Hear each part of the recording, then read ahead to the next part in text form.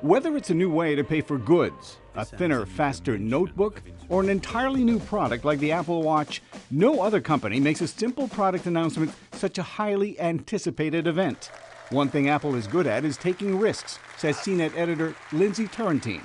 There's the risk that people will say, I have a phone, why would I want some of those same features on my arm? There's also the risk that battery life could be a really limiting factor.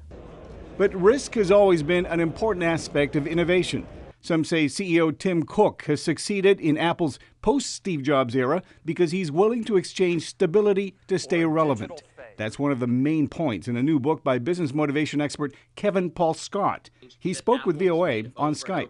They're saying, we could continue to do what we're doing and do it well and survive, but they're saying we're going to give up, we're going to make some big bets on some big things, and they're really pursuing significance, and that's why Apple has continued to change the game again and again. But to be fair, Scott says Apple also has three things going for it. Apple always tends to keep us in suspense, so it makes us want to watch. Number two, they don't speak too frequently, and so when they do, they say something that's worth saying.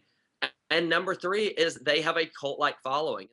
With a price range starting at $350 for the Sports Edition, all the way to $10,000 for the 18-karat Gold Edition, Apple's cult-like following is probably enough to sell millions of the new watches when they go on sale April 24th.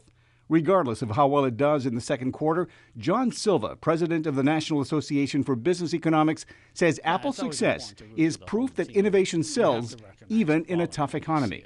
Well, it tells us that, innovation actually is quite strong relative to a lot of the negative sentiment that seems to be out there, and that there is a lot of change going on in terms of entrepreneurship in the U.S. economy. Apple stock rose about 0.5% after the announcement. Last week, the California-based company became the newest member of the Dow Jones Industrial Average, meaning that any ups and downs in the company's fortunes will be reflected in the world's most closely watched stock index. Mil Arcega, VOA News, Washington.